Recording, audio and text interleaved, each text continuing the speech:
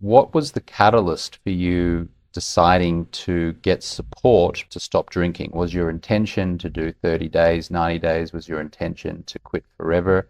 Um, well, two things, and one of it's a very funny story, but Sarah surprised me with a surprise birthday party for my 50th on a Sunday night, and in our industry and in my venue, Sunday nights are open, so we were able to pull together a bunch of people in our place, and it was just kind of our private event.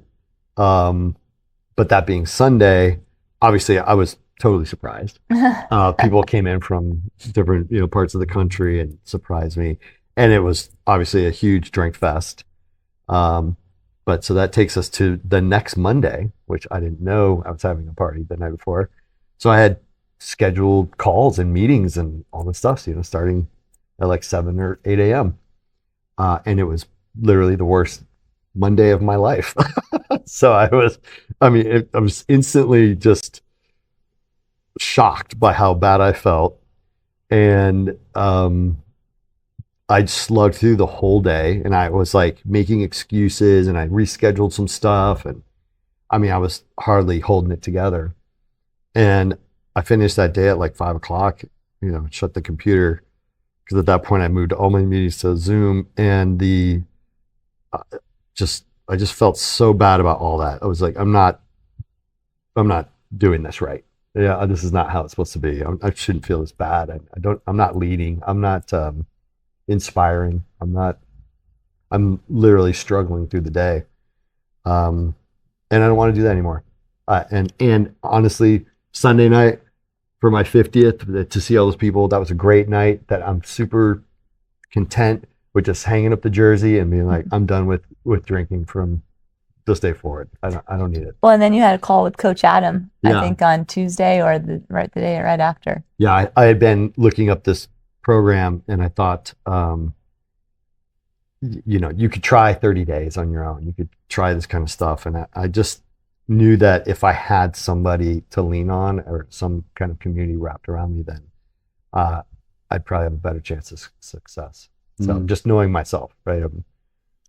Our willpower is not always very good. Well, yeah. And as a entrepreneur, and we're in lots of things at the same time, it's easy for me to make excuses and be like, I don't have time for that. Or, I'm not good. I'll do that tomorrow. Those kind of things. Let's move it around a little bit. And I just felt I needed something with more structure.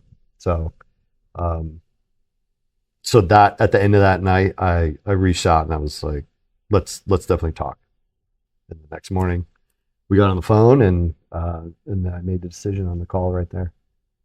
So it sounds like you went from the high of an alcohol-fueled 50th birthday to the very next day. Was it the very next day? Very next day, yeah. To, wow, I'm recognizing the consequences of drinking alcohol, the low, the dopamine being depleted, the irritation, the fogginess, the hangover. Yeah. And how that affected your business and your clarity and your focus and your experience of life that following day. Yeah. Alcohol really robbed you of joy the next day.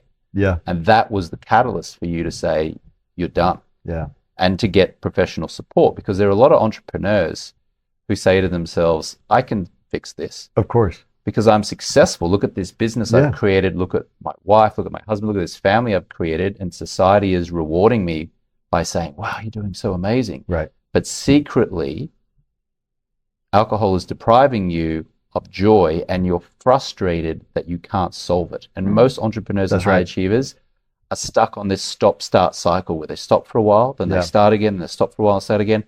And the story tends to be, I should be able to fix this. Right. Why can't I fix this? Yeah. Nailing it right on the head. That's exactly right. And I've always thought that, right? I still think that all the time. So having some structure around it and a community, which I didn't realize how important that was going to be. I was almost more of like, oh, this seems like a burden, like something I'm going to have to keep up with. Oh boy. But even if I'm mildly participating and just even as a spectator, I'm inspired every day by the community, and it keeps me going. It keeps, it's the little nudge that I need to say, yeah, you're doing the right thing. This is great.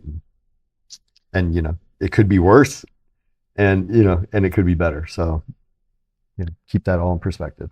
I'll have you share a little bit about your experience inside this 90-day stop drinking process in just a moment. But Sure. Sarah, I was just thinking, wow, you were really the smiling assassin on Matt's 50th birthday party. You were the one saying, hey, can I get you a drink? Look at all these drinks I've got for you, and everyone have a good time. Oh, yeah. Well, when you said smiling assassin a few minutes ago, I was like, oh, God, that makes two of us over here. But it's in our nature to host, it's just always been the thing of like caretaking. And nobody tells you that it's as bad for you as it is. Like we know it, but it's not until you actually step outside of it for yourself that you can then look back and say, wow, yeah, that was crazy. But I had also planned a surprise trip to Mexico for Matt's 50th right after he committed to P90. And I thought to myself, I had his high school best friend who was like his drinking buddy that he was talking about. Friends that we would go to Napa with and spend all day, wine tasting and be, terrible feeling by the end of the day. They were coming and I thought, oh my God, what are we going to do in Mexico now? But it was like the moment that he made that commitment, which, it was more than just saying yes to the community. It was like taking the financial commitment and taking the steps to say like, I'm joining a group of a community. It wasn't just like a self-declaration of I'm going to stop drinking. It was much bigger than that. So I really tried to honor that. And again, like, that's why I decided to stop drinking too, because like, what a jerk would I be if I like opened up a bottle of wine? Like, I'm just going to have my Cabernet and enjoy your water. Like, that's not how we operate as a team. So I just we talked about how it would look like when we went to this 10-day trip with a bartender built in and a chef built in, all these things to celebrate. And people were so proud, really. Like, they were kind of shocked at first. They said, but you're not drinking? But it didn't stop them from having a good time. And that was what we wanted. And, we found substitutes. We are exploring the whole NA market, which is booming, right? So there was the Corona Zeros in the house. And, there were things that still made it feel like it was part of a group and a celebration. But to wake up the next morning and still now waking up in the morning after going out to a really nice dinner, but feeling like you wake up and it's just, I feel great. I can't get out of bed and feel so good. Blows away the other alternative. Yeah. The other thing we noticed on that trip was that with us not drinking or instigating that, alcohol didn't actually play a very big part. But people didn't drink as much as we would expect them. Definitely smiling assassins. So yeah, it made us look in the mirror and say, wait, were we the ones that always, pushing and promoting and let's go, let's keep it up, one more drink. Yeah. And regretfully, we might have been those smiling assassins pushing it